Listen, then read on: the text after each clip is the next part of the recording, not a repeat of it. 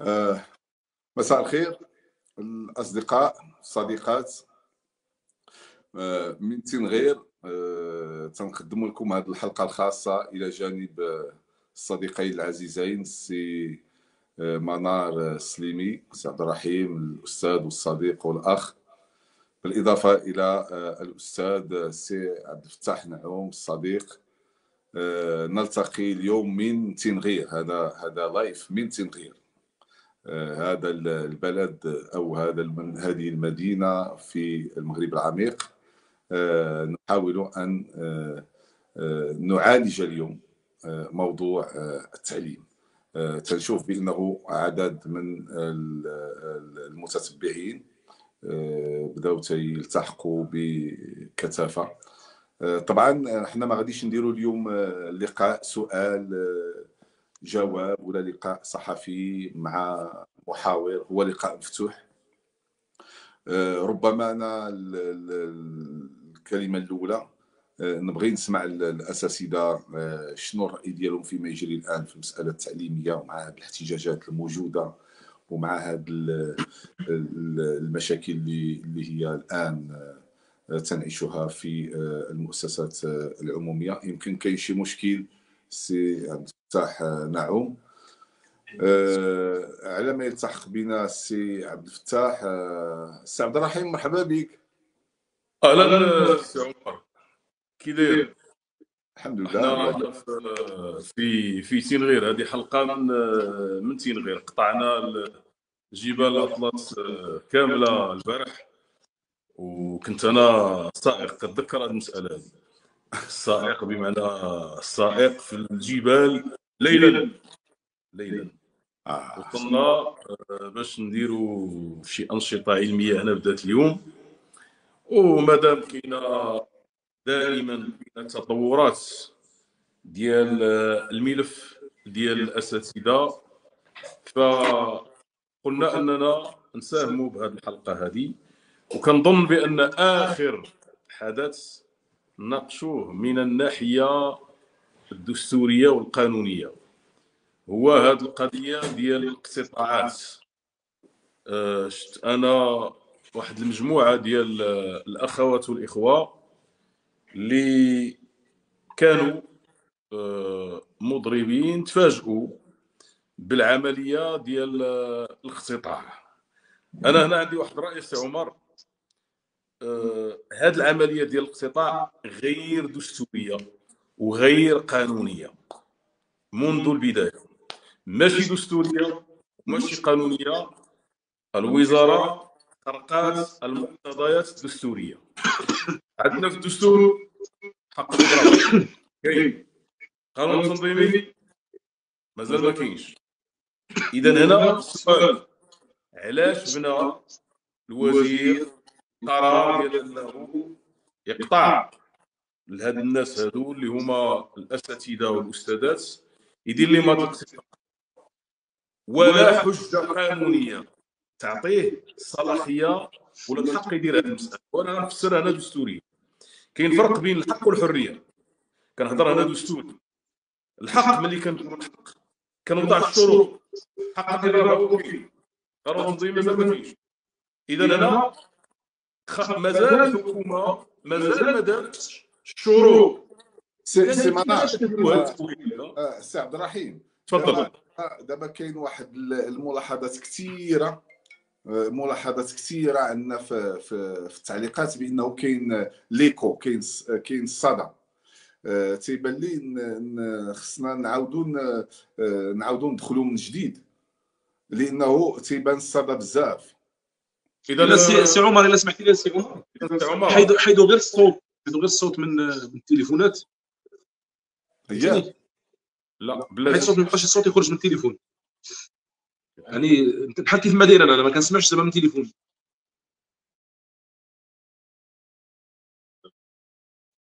اييه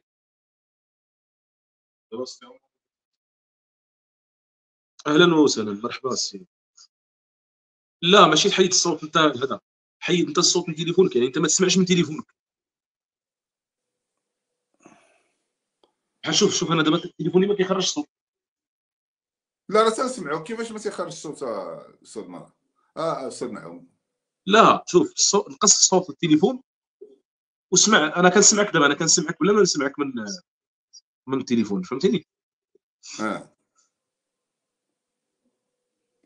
دابا ما عرفوش مازال داك الصدى ولا لا. تيقولوا بانه المشكل غير عند شوف دابا مثلا لحظه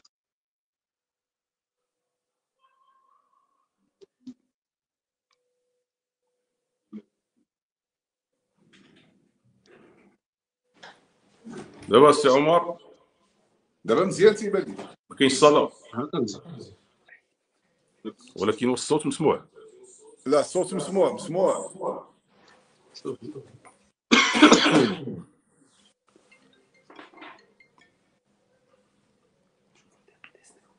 تكلم استاذ منار باش نشوفوا دابا. اذا ما عرفتش واش الصوت دابا مزيان. ما كاينش دابا ما كاينش هاد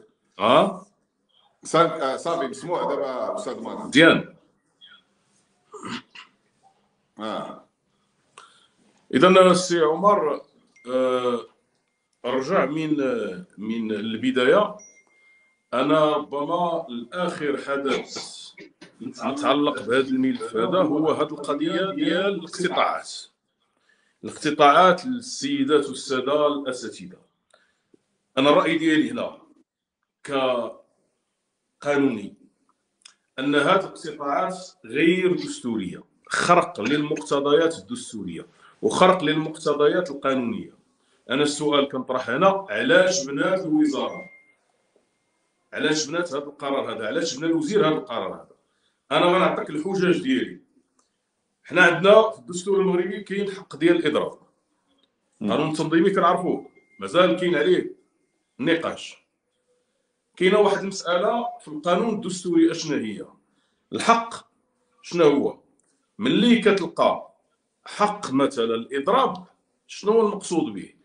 انه ها هو الحق كاين، كتوضع الحكومه شروط لممارسه الحق. هاد الشروط لممارسه الحق مازال ما كايناش. ماشي المسؤوليه ديال السيدات والساده الاساتذه، لا، هذه مسؤوليه ديال الحكومه. اذا كيفاش شنو هي المرجعيه القانونيه اللي بناو عليها هاد الناس هادو باش تقتطعوا السيدات والساده الاساتذه؟ ماشي انا لست مشرع، انا استاذ عندي واحد الحق.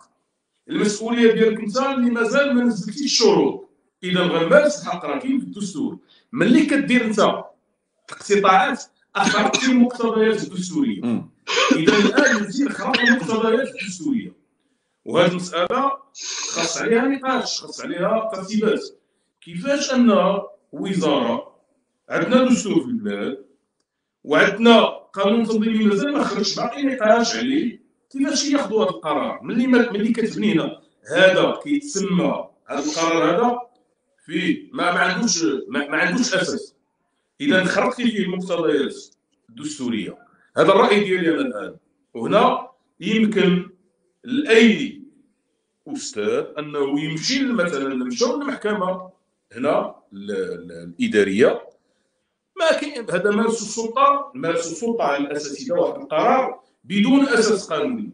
والاخطر من هذا ما كاينش اساس دستوري. غادي يقول لي شي واحد هذا النقاش كتذكر السي عمر، حنا كنا دائما مع الحكومه، دائما ملي كتخرج الحكومه وكدير واحد المقتضى اللي ماشي دستوري كنخرجوا مباشره.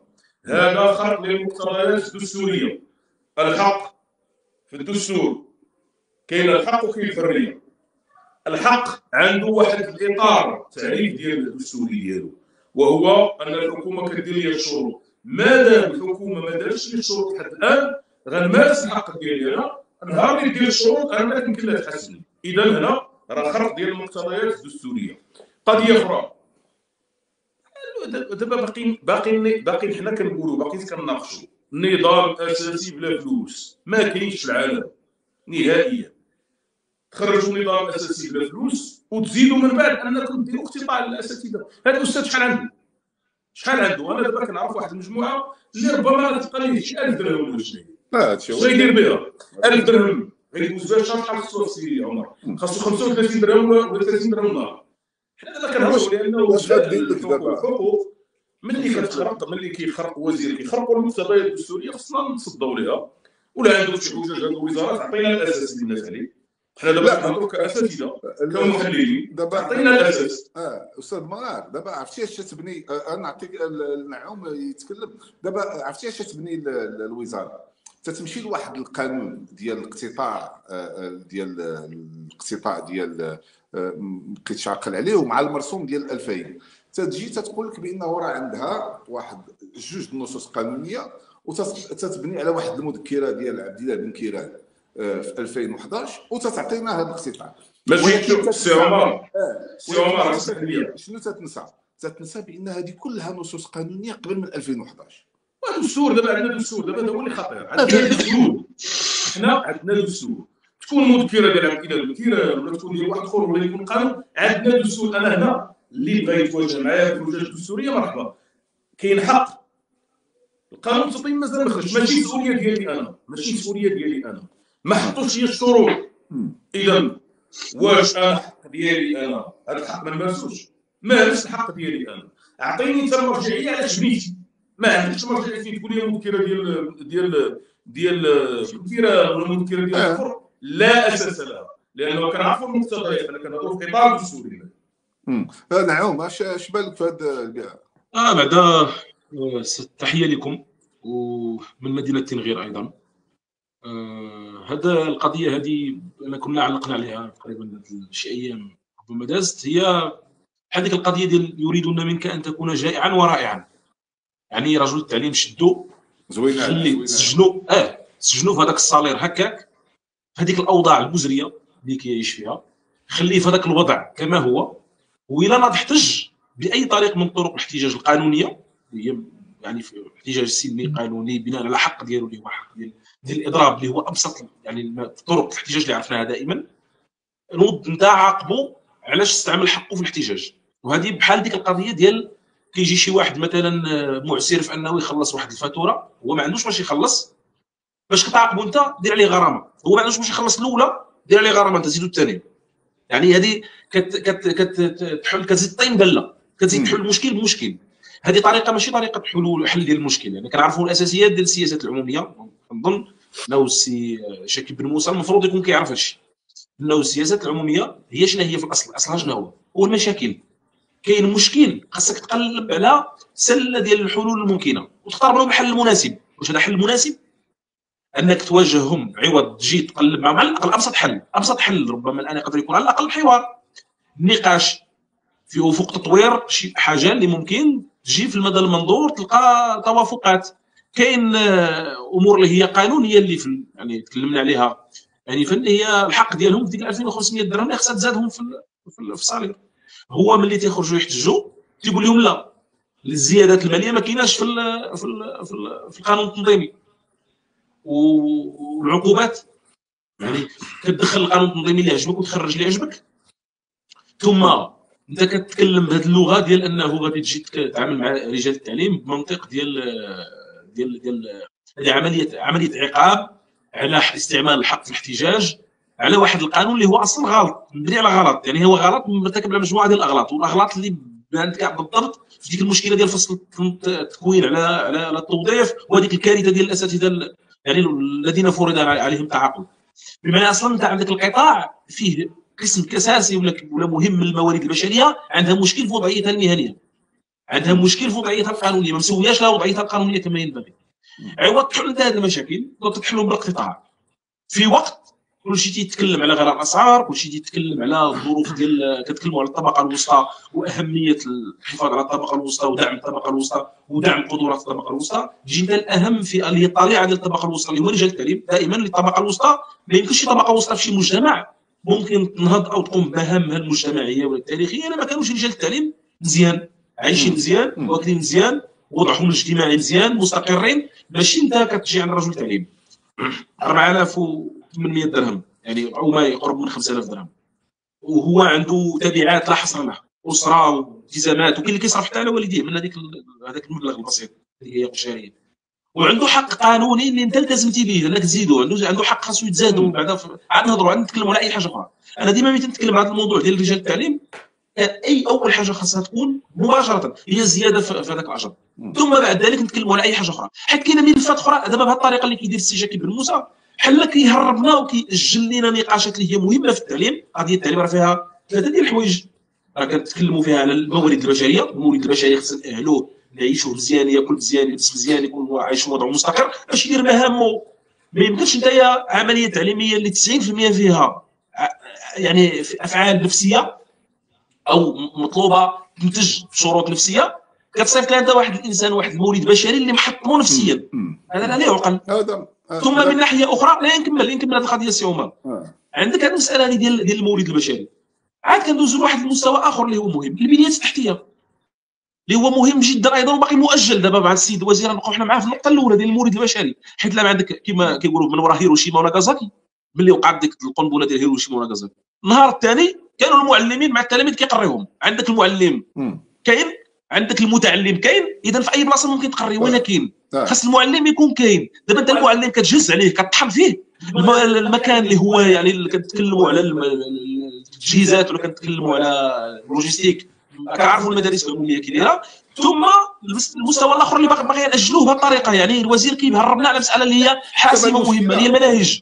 دابا ثلاثه القضايا في التعليم غيجي السي شاكي بن موسى اللي هو اللي شرف على النموذج التنموي الجديد، واللي فيه بنود اساسيه متعلقه بالانسان وبناء الانسان، كيمشي اهم اداه ديال بناء الانسان في المجتمع كيجهز عليها. يعني هذه واحد المعضله اللي خطيره في المجتمع. السي عبد الرحيم، دابا انا مازال تنسول زعما من افتى بهذا النظام الاساسي، لانه فاش تبدا تقراه تتلقى بعد اللي تينظر بهذا المنظور او الزاويه اللي متحكمه في النظام الاساسي هي النظره السلبيه للاستاذ.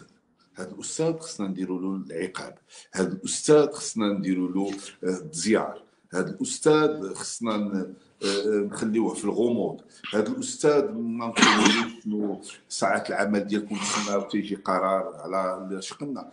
بمعنى تتقرا واحد النظام اساسي تتحس انه فيه شويه ديال التحايل، تتحس بانه فيه البياضات وفيه شويه ديال التشيطين. زعما بكل صراحه انا فاش نقرا هذا من الناحيه القانونيه تلقى بانه مليء بالمشاكل.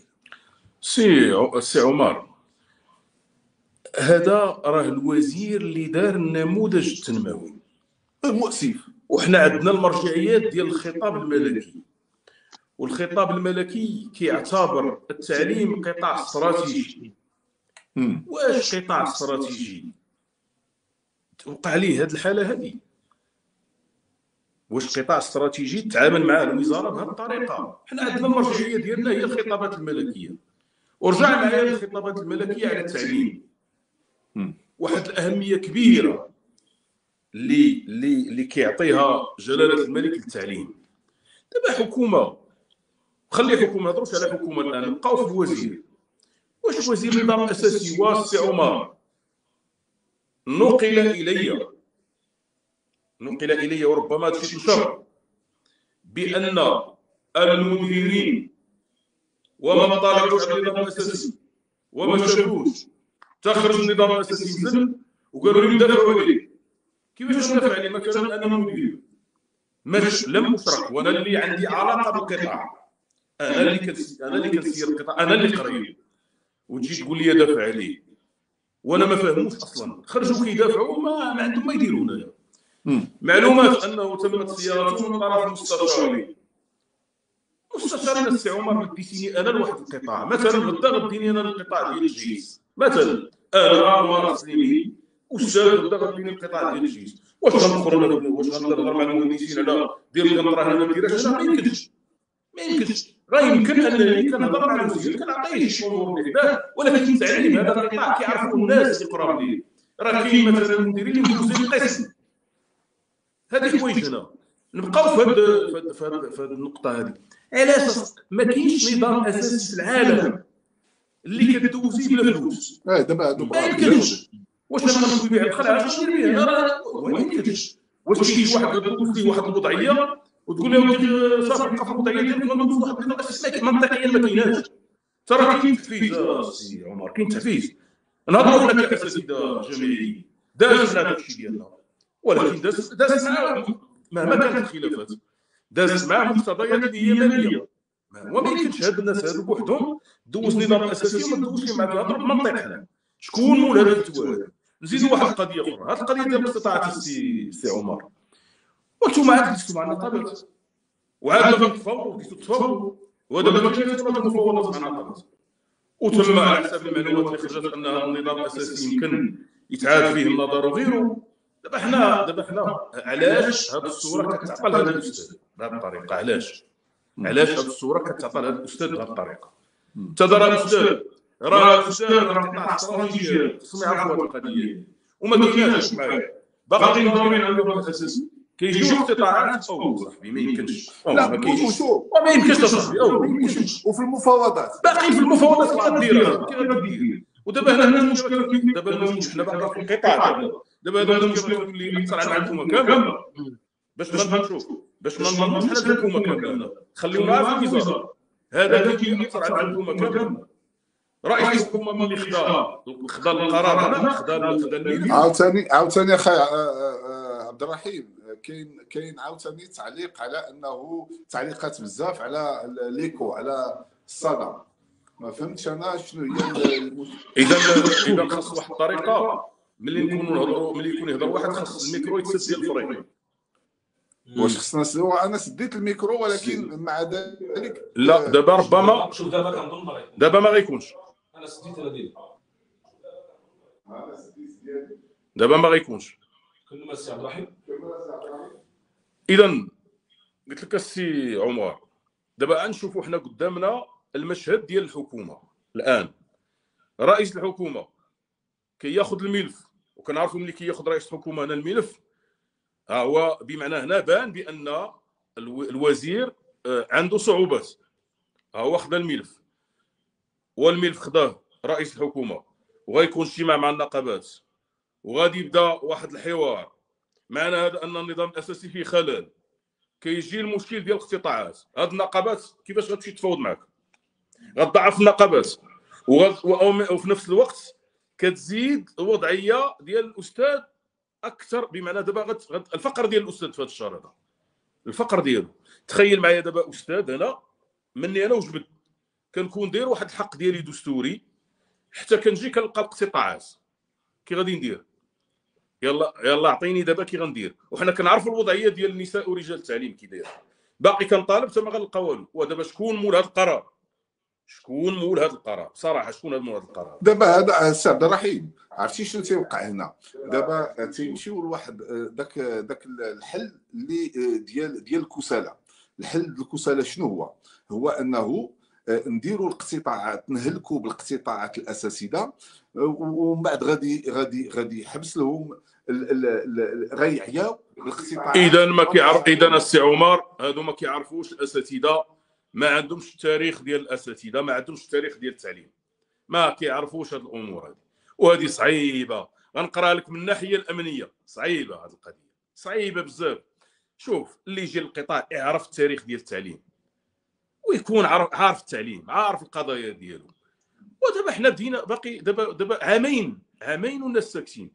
تنزل النظام الاساسي كلشي كيغوت، حتى طرف ما كتبان ليه، حتى طرف ما بانت ليه فيه ما عنده شي مصلحه فيه. ثم من بعد يجي الاقتطاع وانت باغي تحاور. ايوا ما يمكنش. وثم اكثر من هذا المعلومات السي عمر اللي بدات كتروج مستشارين ديال الوزاره. ومستشار ديال الوزاره عنده الدور ديالو. مستشار ديال الوزاره اولا، مستشار ديال الوزاره. انا في التعليم العالي يعيط لي مستشار ديال الوزير، ما ندويش معاه، ما عندوش حق يدوي معايا، نهائيا. شنو هي العلاقه ديال مستشار مع رؤساء المصالح ولا رؤساء اقسام ولا مدير؟ شنو هي العلاقه؟ وراه كاينه امور قانونيه، كاين تنظيمات. ما يمكنش ما يهضرش معايا المستشار نهائيا. علاش غيهضر معايا؟ علاش غادي يهضر معايا المستشار؟ اش من علاقه عندي به؟ السي عمر هذا سؤال. اش من علاقه بين مستشار ديال الوزير مع رؤساء المصالح ورؤساء الاقسام؟ شنو هي العلاقه؟ لا بعد بالمناسبه في التحليل ديالنا السي عمر ظلمنا شويه المديرين. انا المعلومات اللي عندي المديرين ما في راسهم ما يتعاونوا. دابا انا سمعت حتى بعض المدراء راه طلبوا تقديم الاعفاء من المهام ديالهم لانهم حسوا بانهم تدفعوا الى الدفاع بشكل غير عادي. دابا حتى هذا الشيء ديال المستشارين من الظهير ديال 75 ولا القانون التنظيمي ديال اعضاء الحكومه راه تيمنع المستشار من الاقتراب من الاداره. راه عنده واحد الدور سياسي ودور ديال انه معين للوزير. سي عمر، مستشارين جاو نزلوا للقسم حسب بعض المعلومات انا اللي وصلتني، ربما كاين فيديوهات ديالهم، كتنزل للقسم تمشي السبوره وتهضر مع التلاميذ وما يمكنش هذه القضيه، ما يمكنش. وشويه على الاقل ملي كيجي مستشار عندي انا نقول لي اسمح لي اعطيني استشاره، انا ما تهضرش مع مدير، ما تهضرش مع رئيس قسم، ما يمكنش هذه القضيه دي، ما يمكنش. حنا كنهضروا هنا، اسمح لي انا هذه الامور كنعرفوها، انا فات مني درت تدقيق، كنت كندير ما يمكنش، هذا خلل، ما تهضرش معايا شنو هي الصفه القانونيه اللي تهضر معايا بها. استاذ الصديق نعوم انا بالنسبه لي هذه القضيه هذه ديال اللي كتهمني بزاف الحقيقه، واللي وما شرتو لها دابا واحد شويه، هي انه الوزير بن موسى ما عارفش خطورته شنو كيدير بالضبط. هو كيفكر بواحد الطريقه ديال يخرج من المأزق اللي هو فيه بالسهله. شنو هي السهله؟ السهله هو نوض الاساتذه كيحتجوا، دير عليهم الاقتطاعات، ضغط عليهم باش يضغط عليهم شي شويه، من بعد غادي صافي عياو او يخافوا على هذاك الاقتطاعات لا تستمر، يعني بحال كيقيسوا في هذاك موارد العيش، ملي غيتضغط عليهم بهذا الموضوع يرجعوا بحالهم، وهذا مستحيل. راه كتوصل الانسان لواحد المرحله ديال الياس، ديال صافي ما كيبقى عنده ما يخسر، لانه عنده صالير كتقطع عليه منه.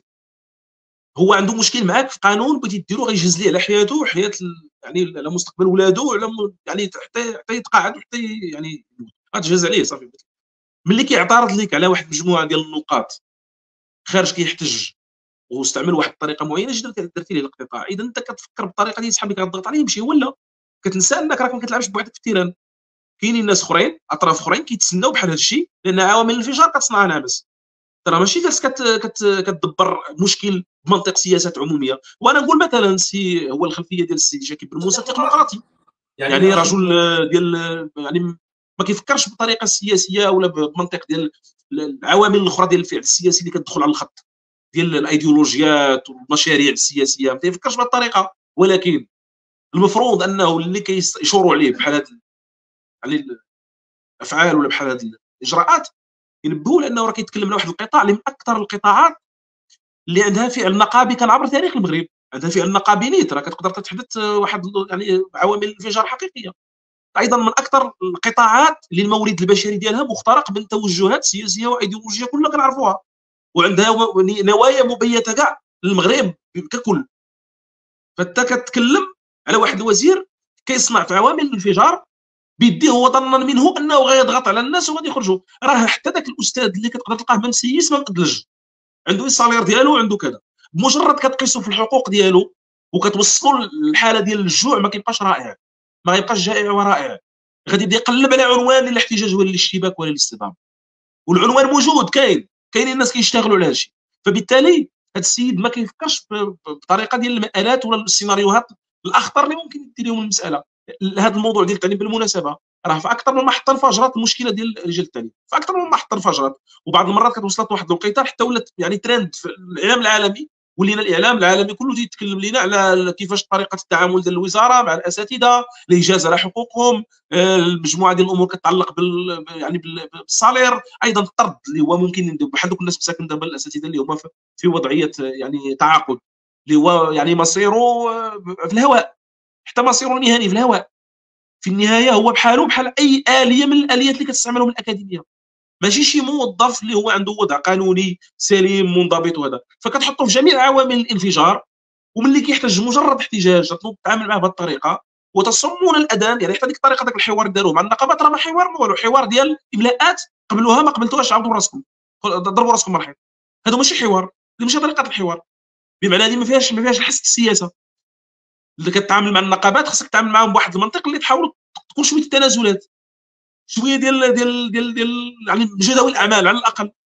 يعني بهذه الطريقه ما كايناش نهائيا في التفاوض، ماشي تفاوض. هذا جيوا النقابات، كاين المشكل، انتم خارجين في الشارع وهذا، ها الاملاءات اللي عندنا، بغيتوها ما بغيتوهاش سيروا استمروا في الاضراب، وحنا راه عندنا الحل ديالنا هو القطاع. وهذه طريقه خطيره جدا كتاثر. انا كنعاود ديما كناكد على هذه المساله هذه، راه كتكلموا على اهم حلقه في الطبقه الوسطى في المغرب، دابا هي رجال التعليم. المشكله عبد الفتاح، دابا المشكله هي المحاوله ديال الشيطنه ديال الاستاذ.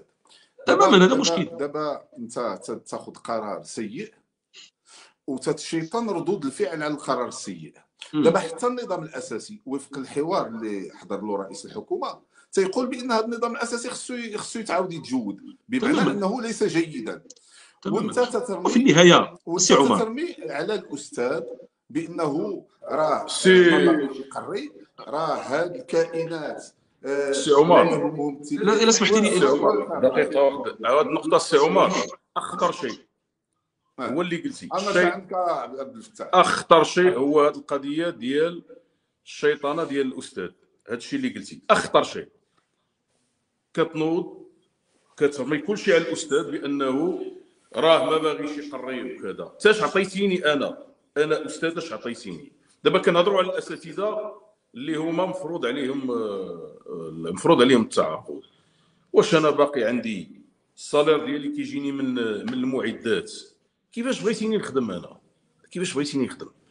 ترى انا كتجيني واحد القضيه هنا، راه كاين الناس اللي هما ما كيعرفوش هذا القطاع، ما كيعرفوش بان هذا القطاع راه استراتيجي، ما كيعرفوش بان الاخطاء فيه مكلفه. رانا مازال كنقولها، راه هذا الشيء الا ما تضبطش راه دابا كيأثر على الحكومه كامله. اي حاجه غدير الحكومه دابا، اي حاجه غدير الحكومه غيبقى هذا الملف هذا. هادو راه رجال التعليم ونساء التعليم باش نكونوا واضحين هنا. ثم هنا بحال هذه القرارات انا لحد الان والله ما بغات تفهم ليا اول حاجه بعدا، وهي واش المزاج العام واش المزاج العام كيدير بحال كيخلي انك تجيو في هذا الوقت هذا. واش هاد الناس بلاتي غتقول لي شي واحد تكنوقراط واخا مزيان سيدي تكنوقراط هو يكحلها ويخلي الناس ديال الامن وداك الشيء مضاربين تما؟ ولا تكنوقراط خصو يكون كيفكر بالامور ديالو، عارف اشنو كاين المزاج العام امتى كناخذ القرارات. وكاين واحد القضيه اخرى، كاين الحوارات. ملي كنهضروا مع الناس وكنتحاوروا معاهم وحنا باغيين نخرجوا واحد النظام اساسي، كتقلص بزاف ديال المشاكل.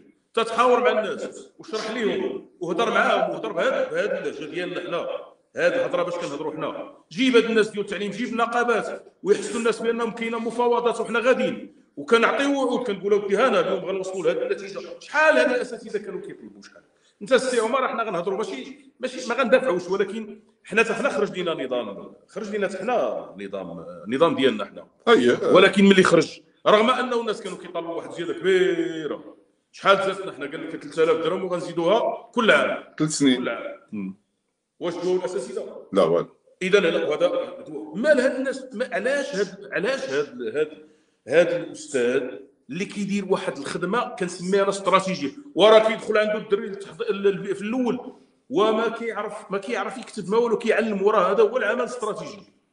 كيجي واحد دابا انا نقول لك التفكير كنعرفوا انا ديال القطاعات، هذا التفكير ديال شي واحد تما كيقول لهم وصافي هادو داروا اضراب باش نردعوهم وقطع ودير لي القطاع. لا سيدي لا رجع قرا التعليم، رجع شوف من المغرب من البدايه وشوف شنو هي الصراعات اللي كانت. ولا هذه حيت المدرسه العموميه، وهذا حيت الاستاذ ديال المدرسه العموميه. حنا ولاد المدرسه العموميه، حنا من هذا المنطلق ملي كندافعوا دابا حنا ولاد المدرسه العموميه وحنا ابناء رجال التعليم. انا راه قلتها، انا الوالد ديالي كان الله يرحمه كان معلم، كان عارف المدرسه، كان عارف القيمه ديال المدرسه. هذه المعلم اللي ما خلات حتى حاجه، واش راه الناس ما عارفينش هذه. انا الاب ديالي شو نهضر معاك، انا الاب ديالي الله يرحمه كان معلم، كان فقيه قاري في قاري القران في نيوس قرا واحد الوقت، جا دخلت عليه والله العظيم كنحلفك بالله الى انهى المسار ديالو وما ترسمش. سي عمر ما ترسمش، راه كنعرف المعاناه انا بهذا الشيء بهذه الامور. سير جي ما ترسمش لانه بحال هذه مشاكل كتبقى تراكم ما تحلاتش من ذاك الوقت تبقى تما. واليوم ما خصناش تكون عندنا وضعيات ديال هاد الناس. انا كان بحال هاد الامور هذه ديال هاد الاساتذه اللي مفروض عليهم التعاقد، حلوا المشكل، يتحل المشكل. كاين بزاف ديال الطرق ما تجيبش واحد يقول لك وبلاتي جيب لنا قال لك المدرسه الرائده وحلوا هذه المشاكل بعدا. هي الاولى ثم انا باقي كنسال مازال كنسال والمستشارين واش من علاقه عنده بالمدير ولا رئيس المصلحه ولا رئيس القسم؟ ترى حنا في المغرب ديال 2023 ورحنا في وضعيه جديده والبلاد تقدمات وبزاف ديال الحوايج. تاش دوخ معاه ما ندويش معاه. هو اللي عنده شي مستشارين جاتهم عنده بكل صراحه ماشي مستشار تعطيه ما كيفهمش في التعليم اشقر واش هي نظام اساسي. انت غتقول لي راه جيب واحد المركز ديال واحد المكتب ديال الدراسات ما يعرفش يدير نظام اساسي ما يعرفش يديرو والا البرلمان ما نديروش حنا نجيبوها لنا كتيب الدراسات يديروا في النصوص القانونيه. ما يمكنش راه القانون السي عمر حتى كتعرف القضيه. القاعده القانونيه نعاود نقولها انعكاس ديال الموازين القوى ولا كتولد ميته. القاعده القانونيه خصها ترسخ عندك واحد التمثل. القاعده القانونيه كتصور بطريقه تفاوضيه وراه عشنا هذه المرحله هذه. ماشي تنزل نظام اساسي وتقول لي راه مفروض عليك تما وماشي على فئه ملي كيبان لك الفئات كاملين كيغوتوا وتا واحد ما كيتواصل. وما يمكنش حنا ماشي حنا شوف حنا من هذا المنطلق حنا كنحلوا كنديروا تحليل لواحد الظاهره قدامنا. وهنا كما قال السي نعوم وحنا كنتفقوا راه عندك تطور الامور. راه كاين اختراقات كتوقع. راه كاينه واحد المجموعه ديال علاش كنقول المزاج. كاين اللي يمكن يدخل هنا ويبدا يدير شي امور هنا وما نحملوش مسؤوليه للناس ديال التعليم. كاين بزاف ديال الناس خارج الشارع كيقول لك انا النظام الاساسي ما عطاني والو من حقه. الوزاره خصها تفكر في هذه الامور هذه. وكنقول بانه هذا الشيء راه غيبقى يتطور غادي يوصل للحكومه ومطلوب هنا من رئيس الحكومه راه تدخل هنا. رئيس الحكومه يتخذ اجراءات هنا في هذه العمليه. وراه هنا دابا بدينا بهذه الطريقه. حنا دابا مع وزير اللي هو كما قلنا هو اللي كان مشرف على اللجنه ديال النموذج التنموي وكيقول لك مع واحد المجموعه اللي كانوا معاه هما اللي جاو تما في النموذج التنموي. يا ودي راه كيولي النموذج التنموي وهذه القضيه ما خصهاش تكون بهذه الصوره. حتى النموذج التنموي راكم زرتوا المدارس جلستوا مع الناس شفتوا التعليم وخاصكم تهتموا بالتعليم هو الاول. ترى راه في القطاعات ترى رجال ونساء التعليم راه خصهم يشوفوا التجارب الدوليه. ما تفكرش ليا بالعقليه ديال واحد ترى التكنوقراطي حتى هو تطور ماشي تكنوقراطي. لا هذا دار الاضراب قطع عليه اي زيدوا من بعد. واللي عنده سميتو اللي باقى ليه غيبقى ليه في الصاليره واحد 20 واحد 1000 درهم ولا 1200 درهم. كي غيدير اش كي غيدير؟ قول لي كي غيدير تما كي غيدير. يلا دابا السي عمر هذا السي قال لك السي نعوم قال لك تكون جيعان وزوين. انا غنجيب لك الاغنيه ديال الناس الزوال عرفتوها ديال وقول له اخونا في الله. عرفتوها ديال واحد الاغنيه اسمها الناس. هذه القضيه السي عمر عنده فروخ من العيره دابا المشكله عبد الرحيم انا متفق معك في هذه النقطه. انا اعطيك مرحبا انا باين في هذا النظام هذه الفكره اللي قلتي ديال حضور قوي للمستشارين. يعني الوزير الان اللي يمكن تيعوموا عليه المستشارين هو في وزاره التربيه الوطنيه. وهذا راه تيتناقض مع الظاهر المنظم لتعويضات وامتيازات اعضاء الحكومه ديال 75 اللي ما تنشرش في الجريده الرسميه وتيتعارض مع القانون التنظيمي لاشغال الحكومه. انا هذه الفكره قويه جدا وتنظن هما الان انا مرارا يقال لي بانه جوج ولا ثلاثه المستشارين ولاو طارقين يديهم في هذا. وهذا امر هنا علاش نقولوا بانه خص يكون عندنا وزير سياسي.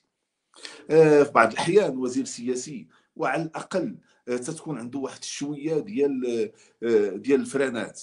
الا سمحت لي السي عمر تذكر الانتخاب الناس يبدا يفكر في الحزب يبداو يهضروا معاه. دابا السي بن موسى تيبان من خلال هذا النظام الاساسي بانه متعالي على الحكومه ومتعالي على الحزب الذي يفترض انه فيه المهم غادي بواحد المنهج ديالو ما عنده علاقه. وبغض النظر دابا هو غادي بالمنطق ديال هذا الشيء فين ما بغى يوصل اما انا واما هاد الناس كاملين يمشيو. السي عبد الفتاح سي عمر، انا هذه القضيه ديال الوزير التكنوقراطي ووزير سياسي، راه مشكله هو انه كنفهموا من التكنوقراطي شنو هو زعما التكنوقراطي. السي بن موسى صافي كيجي يعني سد ودنيه على ما يجري في البلاد وما يجري في العالم، ما كيعرفش اش واقع، ما متبعش معنا. هو يعني ابسط انسان اليوم في العالم الا عنده الحس السياسي، كلشي ولا كيتبع وكيعرف، كلشي كيعرف يعني كيف تتصرف وكيف كتعامل التنظيمات والتيارات السياسيه، وكيفاش كتقرا الامور والاحداث، وكيفاش كتسعى جهات معينه دائما لتوظيفها. هذا الشيء يعني السياسه بالمعنى ديال ديفيد ايستون، يعني كلشي كيعرفوا، كلشي كيعرف هذه الهضره هذه.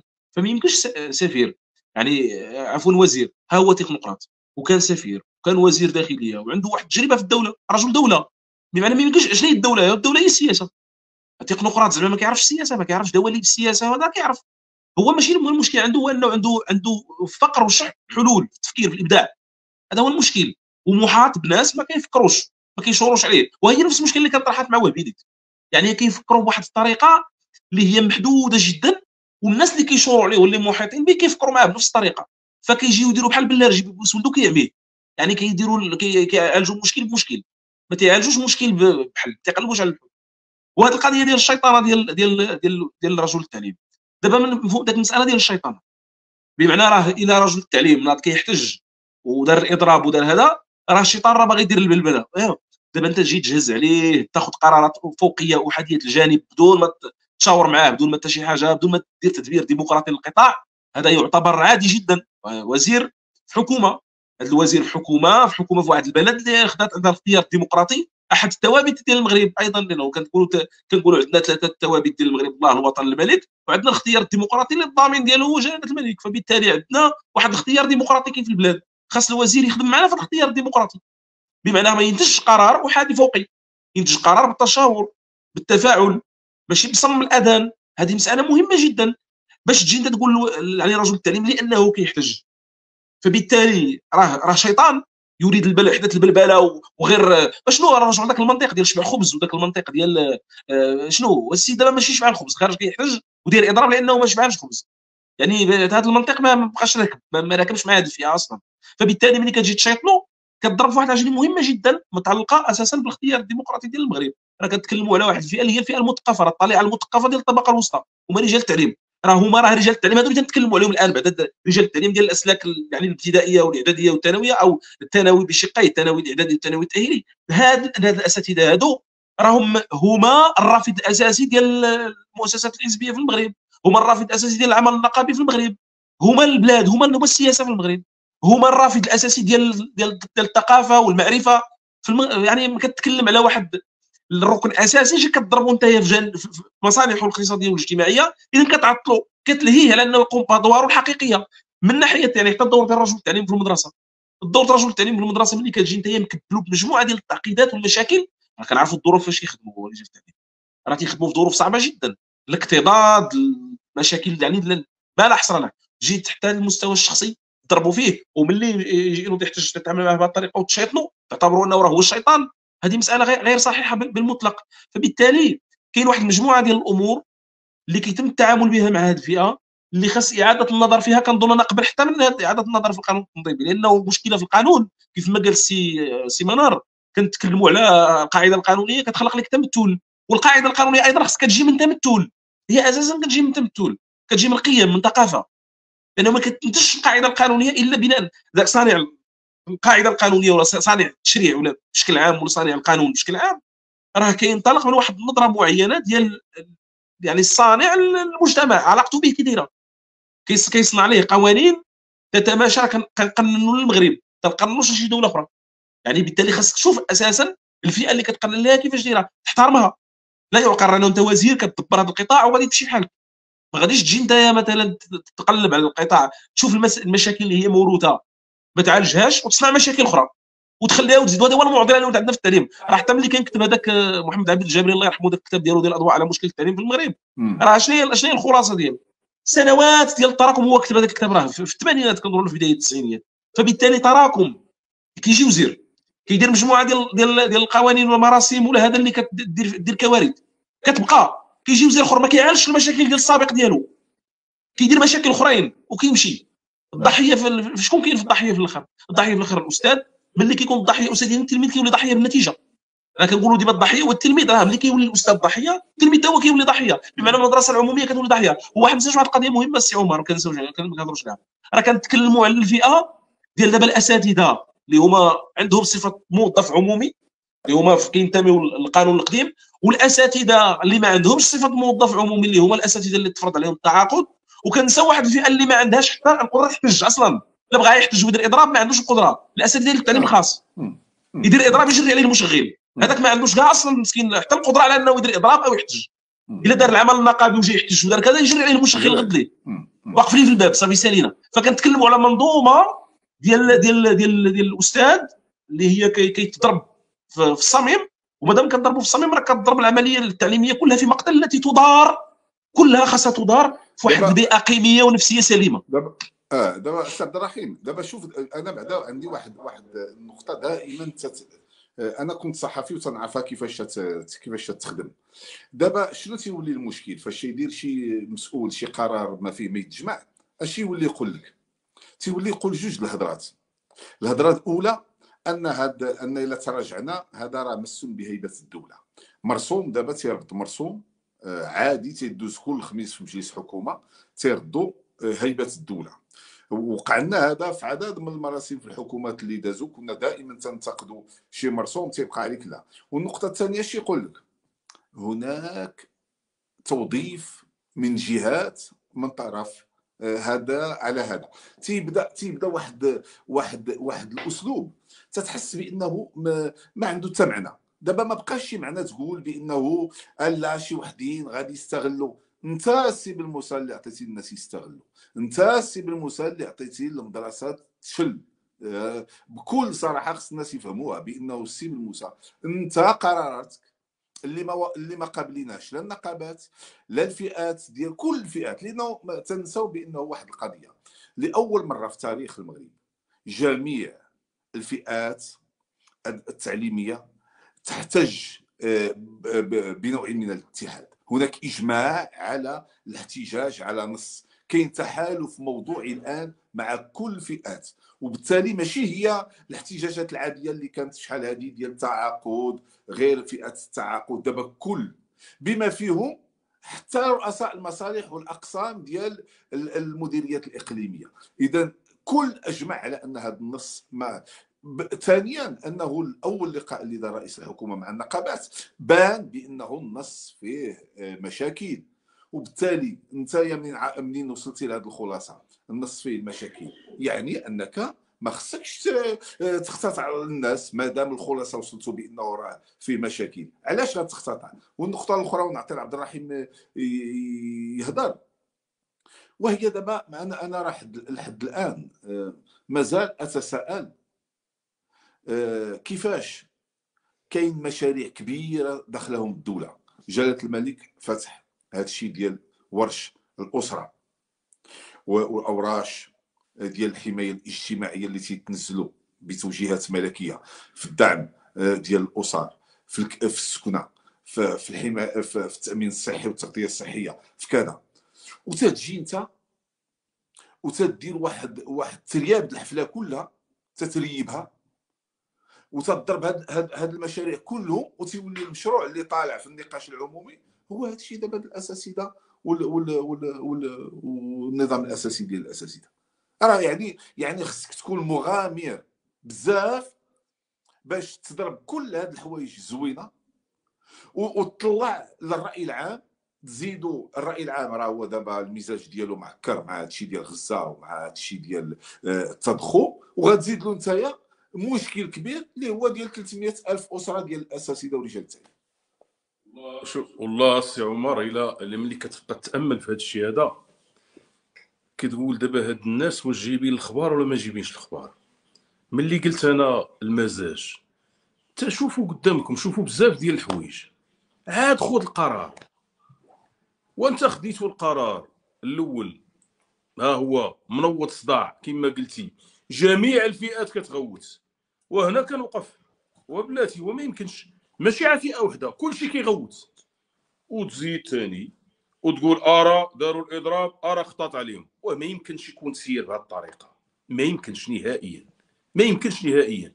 عاد نشوفوا البلاد، والبلاد حنا ها الانجازات ديالنا، اللحظات كتجي، اللحظات الكبيره، اللحظات الجميله في البلاد كنشوفوها قدامنا، كيخرج بحال هاد القرارات كتعكر كاع الاجواء، كاع الاجواء. اوراش كبيره، وكنقولوا البلاد ديالنا قوه اقليميه وغاده، وكنفتخروا بالمغرب والصوره ديال المغرب، وكيجي واحد المجموعه ما كيمارسوش. مجموعه، انا سمعت بالمناسبه غادي في الطريق كنسمع مستشار ديال السي بن موسى، مستشار ديالو كيهضر مع واحد الاذاعه، قال لهم لا حنا النظام الاساسي ما كناش كناقشوا في الفلوس، ما اتفقناش معهم على الفلوس. ياك شريف، وعلاش نتفقوا؟ واش غندير بها انا 20 عام، عمر ديالو 20 عام، في الاخر تحطيه لي انا وتزيدني اكرات بلا فلوس؟ ما يمكنش اصاحبي، ما يمكنش. صعيبه هذه القضيه دي، صعيبه.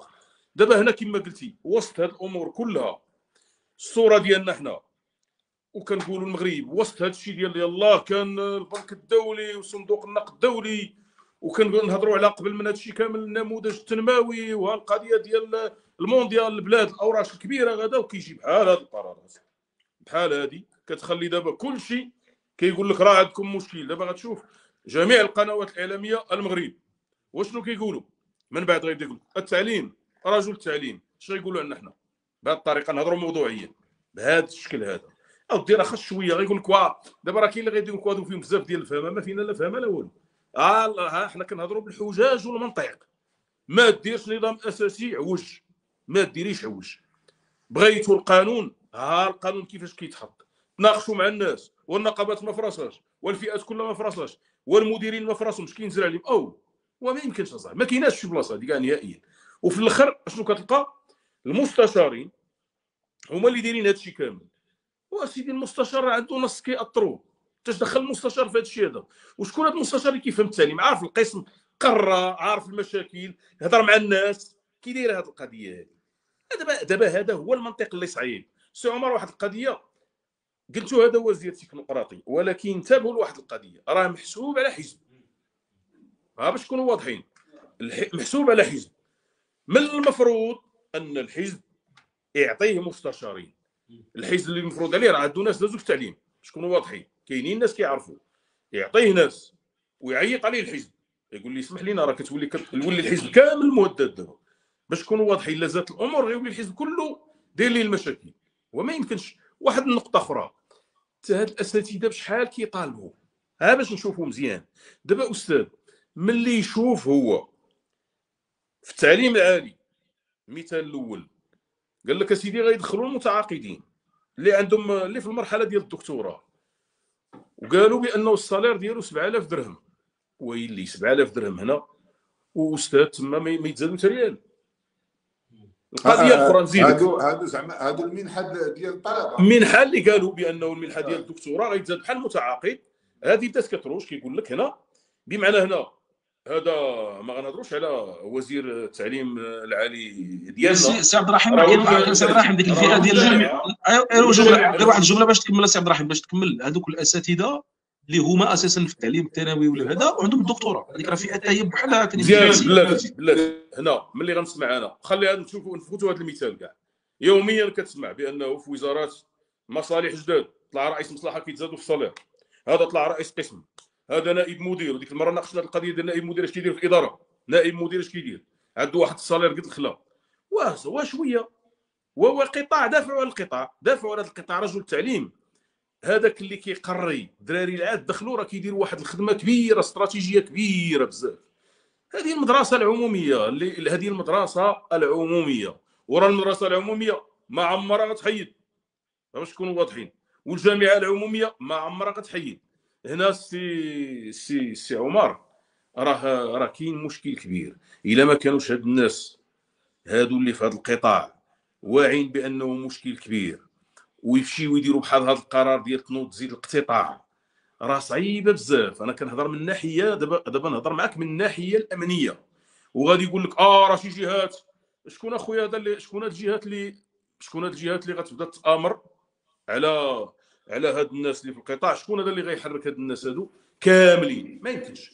ولكن كتكون الاختراقات. علاش هادو؟ واش داروا قرار صائب وناضوا لهم؟ واش داروا شي قرار صائب وناضوا الناس وهجموا عليهم؟ ما يمكنش. وناضوا الناس وداروا الاضراب، ما يمكنش.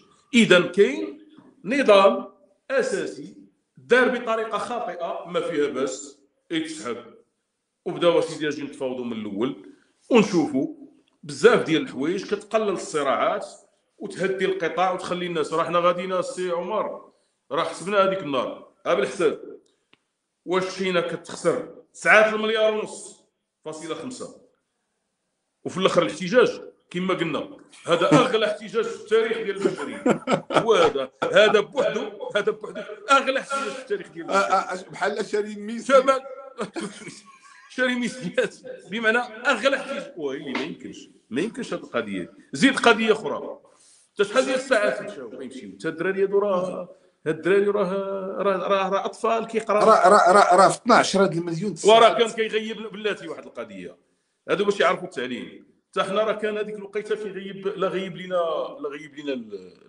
المعلم هذيك الساعه، الا غيب لنا المعلم كيجي يقرينا الريبيتيتور باقي عاقل انا، يجي اللي كنسميوه الريبيتيتور ما عرفتش واش باقي ولا لا، ماشي لا في الاستاذ، ولا كيجي يقرينا المدير في المدرسه الابتدائيه، كيجي المدير ولكن الدرس مشى، الدرس راه مشى، بمعنى راه كيولي خاصو يدير واحد المجهود.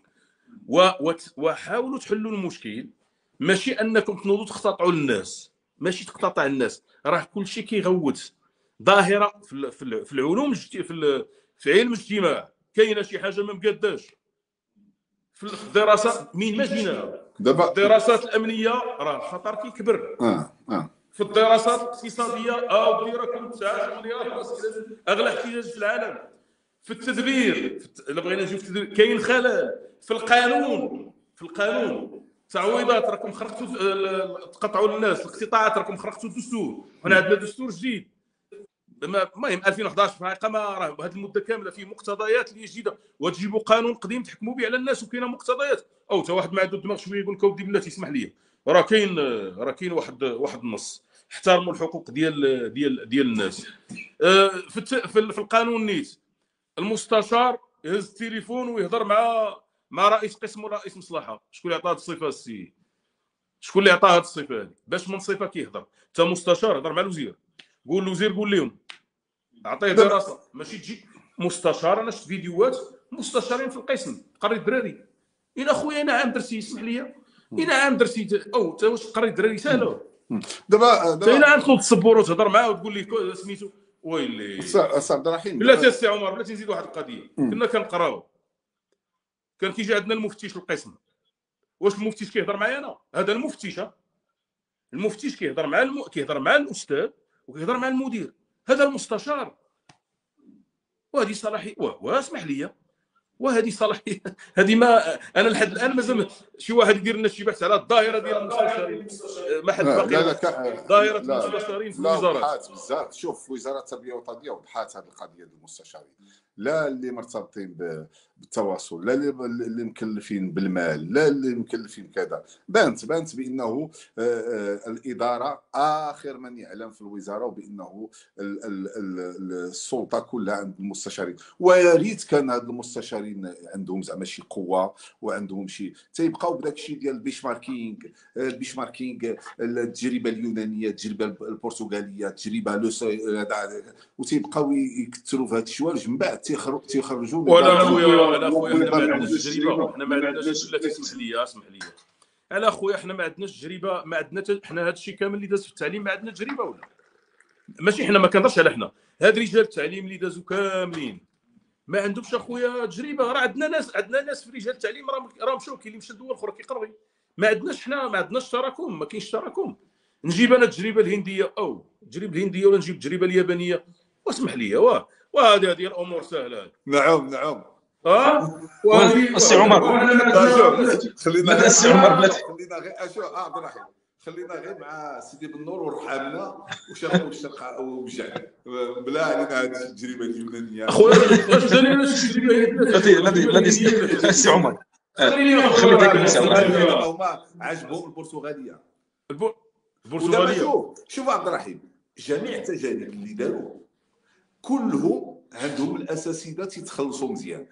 حنا اكفس تجيب تجربه بلا فلوس. شوف دابا حنا تنبقاو نتبعوهم غير في الحوايج لا سمحت لي السي عمر، السي عمر، السي عبد الرحيم، السي عبد الرحيم، السي عبد الرحيم، اسمح لي واحد القضيه.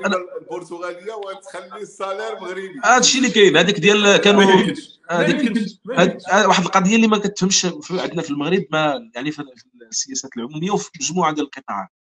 علاش ملي كتجي كتشوف انهم اكثر القطاعات اللي هما مهمين، يعني ملي كتوحل هما اللي كتلقاهم معك، راه هما اللي كاينين قطاعات مع هازين، كنقولوا هازين البلاد، التعليم والامن.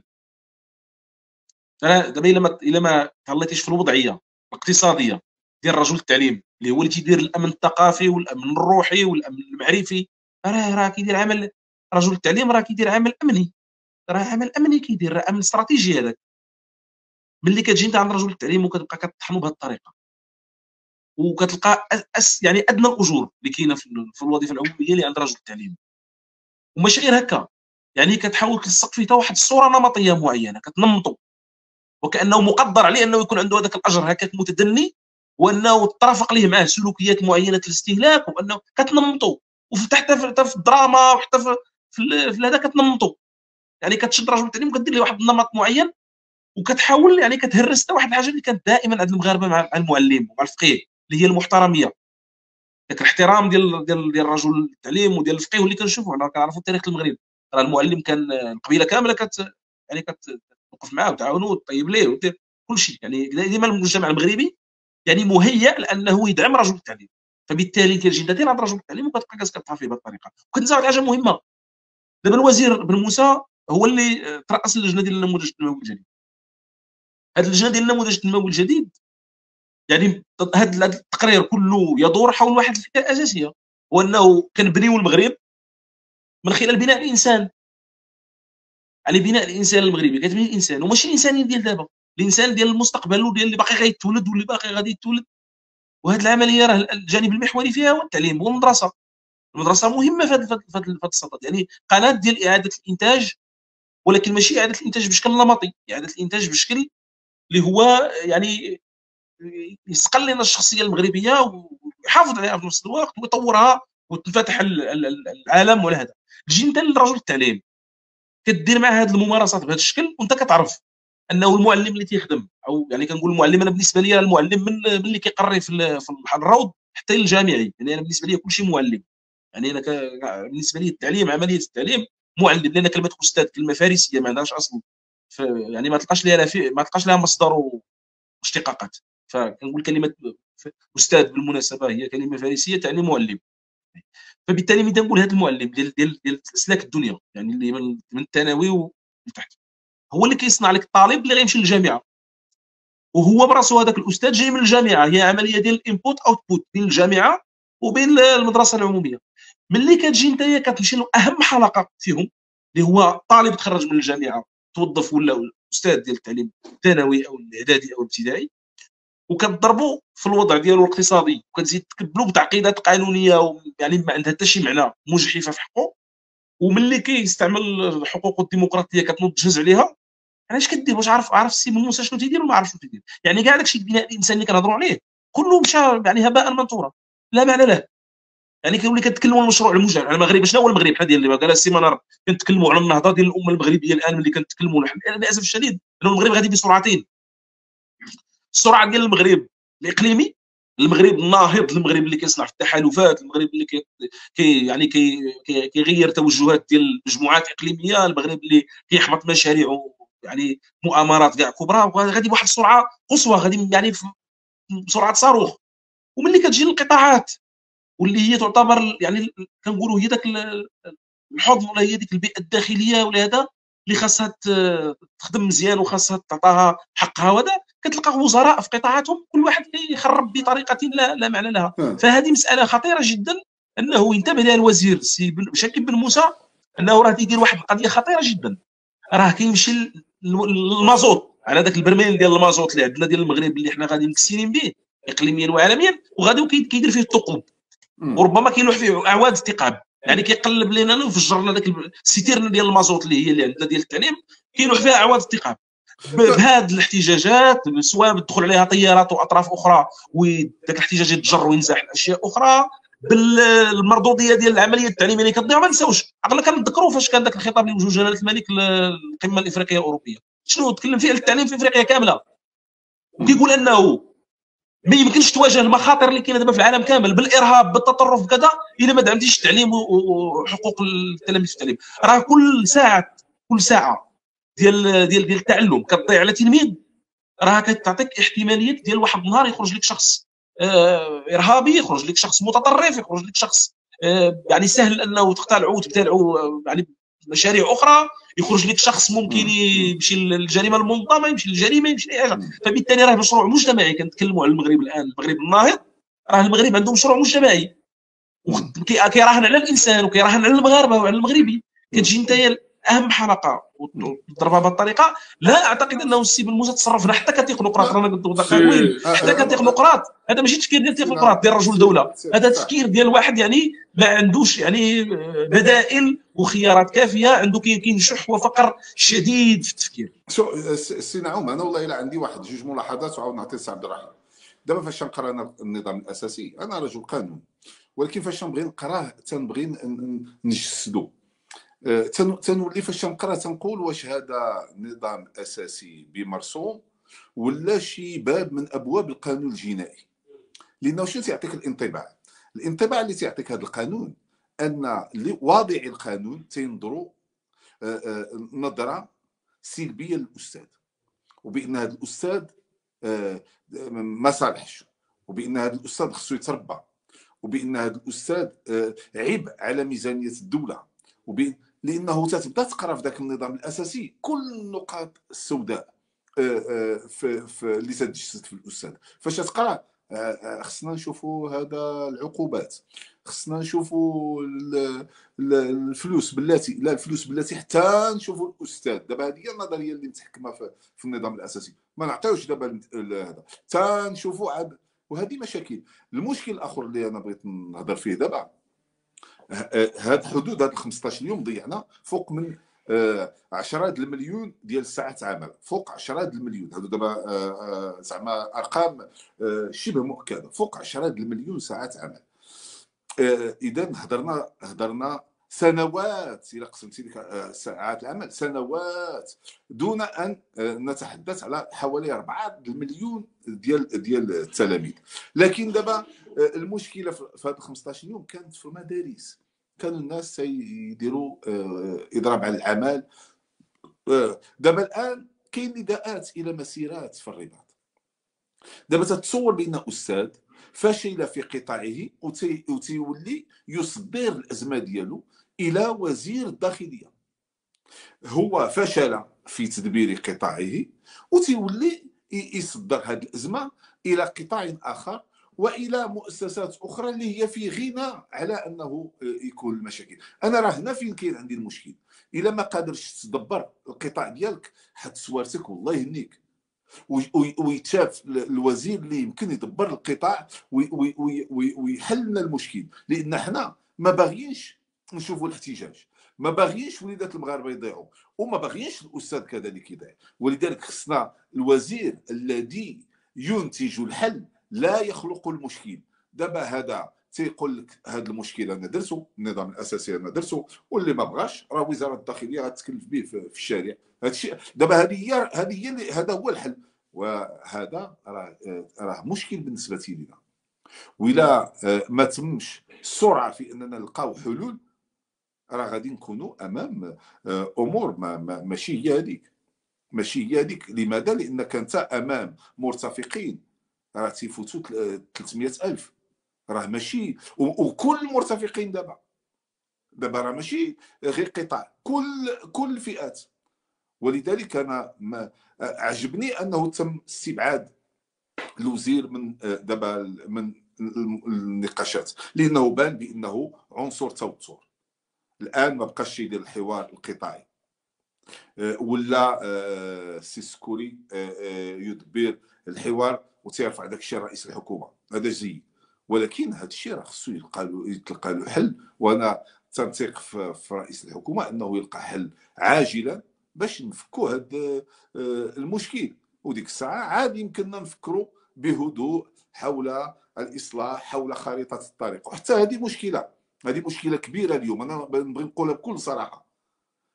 جلاله الملك في 2014 دار واحد الخطاب وقال بانه خصنا نديروا الرؤيه الاستراتيجيه، قالها للمجلس الاعلى للتربيه والتكوين، ودارت الرؤيه الاستراتيجيه 2015 2030، وبناء عليها دار قانون الاطار وتصادق عليه امام جلاله الملك في المجلس الوزاري. جاء السي بن موسى رمى هذا الشيء كله ودار ما يسمى بخريطه الطريق. وعلاش نديروا هذه القوانين وتنديروا هذا الشيء والمجالس الوزاريه وكذا؟ السي بن موسى راه هذا الشيء تيطرح اكثر من تساؤل. علاش تنديروا هذه القوانين وتنديروا هذه الرؤى الاستراتيجيه وتنديروا هذا الشيء ومن بعد تلقى كل شيء في جهه وجايه خريطه طريق وكاننا ما غادي نمشيو ما عرفاش غادي نحلوا الازمه ديال لوكيربي. راه خصنا مشكل كاين حقيقي في هذا التعليم، واظن بانه الان لا نحل المشكل بل نزيد من المشكله. السي عبد الرحيم، دابا السي عمر، هادو اللي جاو هدرنا دابا ساعه تقريبا وربع باش عاوتاني نخليكم نطلق سراحكم في هذا الشيء ديال اليوتيوب. دابا السي عمر، غير هاد القضيه ديال خريطه الطريق، هادو اللي جاو قال لك فاتوا هاد الشيء كامل وقال لك باغي يديروا خريطه الطريق. واش حنا كنا دايعين السي عمر ولا هو دابا على هاد الحساب كنا دايعين؟ حنا على هاد الحساب حتى اللي كيقول خريطه الطريق وتا حل المشكله صاحبي، حل المشكل من البدايه، حل المشكل من البدايه. راه اصعب اخطر قطاع هو اللي كيكونوا فيه المكونات ديالو كتفكر بواحد الطريقه، كتقول لك انا غندير هذه القضيه ولا طرح ولا وقع مشكل، راه كاينه السلطات الامنيه، كاينه وزاره الداخليه والان. هذا اخطر قطاع.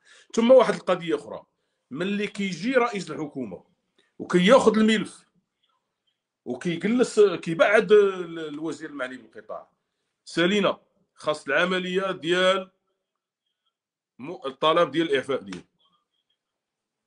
ملي كندير لانه هنا انت عجزتي على واحد الملف هنا، لان نتصوروا الوضع دابا بقى غادي بهذه الطريقه. اي حاجه دابا ما كتبقاش الثقه بين المكونات ديال القطاع، راه ماشي عفيئه وكلشي كيغوت. ملي ولينا رئيس حكومه، من المفروض انت وزير اش خصك دير نورمالمون؟ وزير انت خصك تحل المشكل، ما تجيبيش لي انا. وعلاش انا على كنت انا رئيس حكومه وغنبقى ننزل نحل المشاكل عندي انا؟ اذا ما كاينلاش ندير انا واحد المجموعه ديال القطاعات. ما يمكنش. خاص الوزير يتحمل المسؤوليه ديالو، ورئيس الحكومه هنا عنده الحلول، عنده بزاف ديال الحلول اللي يمكن يديرها هنا في هذه المساله هذه. هنا ترى صعيبه القضيه دابا كتطور القضيه صعيبه. ثم ملي كتجي انت هضرتي على النظام الاساسي السي عمر، وحنا ناس ديال القانون، راه كاين اللي غيقول لك بحال حنا دابا، راه كاين اللي كيقول لك بحال عندنا شي حساب، حنا راه ما كنعرفوا لا هاد المستشارين لا كذا. ما حنا واحد الفئه كنفكروا من المنظور ديال البلاد ديالنا، حنا محللين كما كنحلوا قضايا اخرى. قدامنا هذا المشكل خاصنا نناقشوا هنا. سي عمر، الا قريتي النظام الاساسي شنو كتلقى؟ شي واحد عنده في دماغه راه كاين هذا القطاع، كاين فيه صداع في العوض ما يحل المشاكل. راه نزير، دير لهم هنا، دير عقوبه هنا، دير هاد. ماشي هذه هي الحلول، ماشي بهذه الطريقه هذه، لا ماشي بهذه الطريقه. شي واحد جاي الا قريتها من الناحيه النفسيه بحال شي واحد مغدد، كتعرف شنو مغدد؟ شي واحد مغدد، لا ماشي بهذا الشكل هذا، ماشي المسيرين بهذه الطريقه هذه. هادو ناس راه هادو وضعيه تحط عش، حط مثلا الاجور ديال هاد الناس هادو وشوف التطور اللي وقع وغيبان لك. ثم واحد القضيه ما خصهاش دوز السي عمر، 48 درهم هذاك الشكل اللي شفنا ديال التعويضات، قال لك ديال التصحاح، حنا هضرنا عليها. حتى 48 درهم غدير لك ثروه في البلاد، غدير لك 48 درهم. راه قلت انا ديك النهار 48 درهم 40 عام وتتجمع تبدل لك رويده وتجيب لك رويده من الحوسه. يلاه شري لك رويده الا كانت عندك طونوبيل. 48 درهم. واخا السيده ديال الرياضه اش يصحح؟ اش يصحح الاستاذ ديال الرياضه؟ حنا قلنا ولا اللي كيقري التحضير اش يصحح؟ هذا كيصح العضلات. اش يصحح دابا؟ لا وكيقول لك غيديروا الثروه. او انت كيفاش هذه القضيه؟ هذه الحلول الرجال هذه بوحده قضيه كبيره بزاف. سمعتي؟ هذه دابا كيف ندير هذه قضيه كبيره. 8 تفكر تقول لك تعويض وكاين اللي باش تستعوض سنين حتى تشوف تعويض 48 درهم عطيك الشيك. شوف هذيك القضيه شري كيلو ديال البصله واش غير هذه القضيه كبيره. راه كاين واحد الجانب النفسي صعيب شويه. التكنوقراطي شوف اللي التكنوقراطي راه ماشي روبوسي وتكنوقراطي مثلا يقول لك راه مستشارين تكنوقراطي وما عارفش واش واقع في سميتو ولا ما يمكنش اصاحبي. راه التعليم راه انت شتي دازوا عندنا واحد المجموعه ديال الناس راه دازوا عندنا كينزل كيتناقش مع النقابات كيتشادوا وكذا وفي الاخر كيلقاو حلول وكيتحل المشكل شويه بشويه. دابا هنا راه المشكل كيتعقد وخطير والامور خطيره. من هنا السي عمر باش نشرحوا البعض غيقول لك راه حنا كمحللين ما عندناش انا معلم كبير راه كنقولوا حنا انا راه التعليم كنحترم. انا علاش كنستعمل كما قال السي عبد الفتاح كنستعملوا انا عزيز عليا نستعمل ديك الصفه ديال المعلم. انا معلم كبير في الجامعه وهذاك معلم في الابتدائي والاخر معلم ما فيهاش راه كلنا معلمين شكون واضحين. ولكن الوضعيه هو كيدير واحد المجهود كبير بزاف خاصو يتقدر. وبالمناسبه راه عرفتي راه شحال ديال الفئات راه نهار اللي فتحنا نهار اللي بدينا كنناقشوا شحال ديال الرسائل كتجي منهم وكلشي متضرر. ما يمكنش كلشي متضرر الا هاد الناس كلهم خاطئين. المستشارين وزير هو اللي على حق. ما يمكنش ما يمكنش نهائيا. شوفوا معنا بالمنطق اللوجيك ما كنهضروش شي حاجه. سي نعاود باش نساليو. انا غير واحد التعقيب بسيط في الاتجاه ديال السي منار بيت وداك الشيء اللي كنتو تكلمتوا عليه على المساله ديال دوك الترقيعات. هذه مسائل ترقيعيه در الرماد في العيون ديال التعويضات على التصحيح ديال الاوراق. انا بغض النظر على انها يعني من الامور اللي هي بحال تشويش. ها حنا درنا شي حاجه زعما ها وعطينا قدمنا الاستاذ واحد التعويض على التصحيح ديال الاوراق. وهذا وعلاش ملي تيقول لك الزيادات كتقول لهم ما كايناش في قانون التنظيم؟ علاش الزيادات ديال ما بغيتيش تدرجها وهذه القضيه كتدرجها؟ علاش كتقولوا هذه راه زعما امتياز غنعطيو للرجل التعليم ملي غنعطيو التعويضات على التصحيح؟ ثم مساله اخرى هذه الهزاله راه تقرا. هذه الهزاله ديال هذيك المبلغ يعني الزهيد جدا اللي غتعطيه الاستاذ يصحح ورقه. وهذه عمليه كنشوفوا راه عرفتي شنو هي. واحد الاستاذ في الثانوي كيصحح ورقه ديال واحد التلميذ اللي باقي كيقرا عنده باقي مستمر معاه. بمعنى راه هذاك التصحيح هو استمرار للعمليه البيداغوجيه. راه ماشي كيسالي معاه سالا غيصحح الورقه وسالا. هذاك استمرار للعمليه البيداغوجيه استمرار لها. بناء على التصحيح كيكيف ادواته باش يعاود يقري عاوتاني بطريقه اخرى باش يخرج التلميذ من المأزق اللي طاح فيهم في الامتحان اللي داز. بمعنى ذاك المجهود كامل اللي هو كيرتبط بما قبل الامتحان وما بعد الامتحان كتعوضوا انت بهذاك المبلغ الزهيد البسيط. وكتنظر هذا الرجل التعليم بحال زعما شنو هو نمله. هذا الرجل التعليم شنو نمله يعني كيشم الماكله غير كيشم هذا. شنو الرجل التعليم بالضبط؟ وشنو هو شي كائن ما عندوش احتياجات، ما عندوش يعني مصالحه اليوميه، ما عندوش احتياجاته المعيشيه. متى هو ما عايش معنا في الدوامه ديال الاسعار وديال هذا عايش في هذا الشيء. يعني ذاك الرجل التعليم كتجي تتعامل معه بهذا المنطق ديال تدلك ليه فتات على اساس انه راك عوضتيه درا للرمادي في العيون. بمعنى انه رانا قدمت ليه معامله. هذه واحد هذه عقليه ذهنيه. وهذاك سميتو هذوك يعني دوك الدلائل ديال حتى اللي كان داروا الاتحاد الاوروبي على صناعه السياسات العموميه. وكيهضر على انه ما يمكنش سياسه عموميه تكون ناجعه الا ما كانتش كتنطلق من واحد المنظور ديال القيم عند صانع هذيك السياسه العموميه، سواء تكون في الصحه ولا في التعليم ولا تكون في كره القدم ولا فاش ما كانتش كتنطلق من الحاجيات ديال هذاك الانسان ديال هذاك الفرد اللي مرتبط بهذاك القطاع، سواء يكون مرتفق ولا يكون مورد بشري. يعني جزء من العمليه ديال او من القطاع. الا ما كنتيش كتفكر لهم جوج في مصلحتهم في ان معا تقدم لهم الخدمه الجميله. الخدمه هذه كتقدم الخدمه خاصك اللي يقدم الخدمه يقدمها بطريقه جيده ملي كتعطي يعني الاجر. مثلا الفلسفه ديال الاجر، هذيك فلسفه الاجر راه فيها مشكله. الاجر اللي كتعطي الرجل التعليم راه فيه شقين. راك كتعطيه اجر اللي هو تعويض يعني تعويض على واحد الخدمه كيقدمها، تعاقدتي معاه على انه يقدمها خدمه عموميه، وكتعطيه وسائل عمل، وسائل اشتغال. راه كل ما كيترفه رجل التعليم كل ما وسائل الاشتغال عنده كتطور، لان وسائل الاشتغال كلها شنو هي الكلام، هي التواصل، والكلام والتواصل راه كتكلم على عمليه نفسيه. ما يمكنش انت وسائل الاشتغال كتجي كضربها في مقتل وكتجي كتقول ليه راه غادي نعطيك تعويض على التصحيح ديال الوراق، وهذه راه تخربيق، الضحك على الدقون. ما يمكنش تتعامل مع هذا اللغه. عاد على الاقل هذاك التعويض، يعني فرضا بغيتي دير تعويض على التصحيح كيف ما قال السي منار، ما راعيتيش فئات اخرى اللي ما عندها ما كتصححش، ما كديرش الاختبار بطريقه ديال الوراق وصحح على اساتذه الرياضه مثلا. ما راعيتيش انه هذاك التعويض راه هزيل الى اقصى حد، راه لا يذكر، راه عيب. هذاك التعويض اللي كيتكلموا عليه ديال الصحيح هذاك عيب. ثم انا دابا كنرجع لمربط الفرس، راه هذا النظام الاساسي ولا اي مقاربه كيف ما بتكون لا من هذا الوزير ولا المزير اللي غيجي من وراه ولا كذا، الا ما تعالش الاجر ديال رجل التعليم الطريقه اللي تخرجوا من المآزق الاجتماعيه، راه كنضيعوا الوقت. كلام فارغ، اي حاجه غنضيعوا فيها الوقت. وغيبقى عندنا الاخطر، راه الاخطر ماشي هو هذا الشيء، راه سي عمر، راه ماشي الاخطر هو هذا الشيء اللي كنتكلموا فيه الان، ولا هذا الشيء هذا النقاش اللي طيحنا فيه الان السي شاكر بن موسى. راه الاخطر هو المناهج. راه المناهج باقي نسينا هذا الموضوع، باش كنتكلموا فيه. دابا انت عندك التواصل الاجتماعي، عندك الدعجشه، الفكر الداعشي هاجم لك على المدرسه، وهاجم لك على البرامج التعليميه، وهاجم لك على العقول ديال التلاميذ في التليفونات وكذا.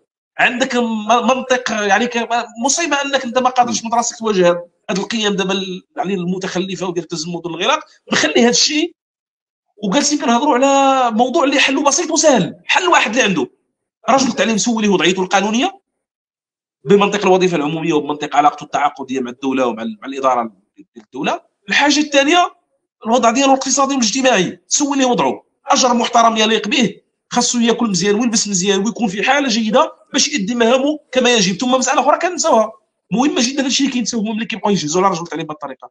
رجل التعليم راه نموذج، راه حنا ملي كنا كنقراو اساتذه ديالنا الاجلاء اللي قرينا عندهم واللي هذا راه نماذج ديالنا ملي كتلقاه ابن منطقتك ولا ابن كذا وكنت هو كبر معك في الحومه ولا في نفس البلاصه وقراو هذا ورجعوا تيقري في الثانويه ولا تيقري في البلاصه اللي دار لنا، راه نموذج، راه نموذج كتصنع نموذج.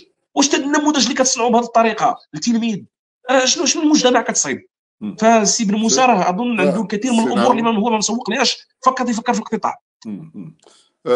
تنظن نبقى عندك السي عبد الرحيم شي كلمه اخيره.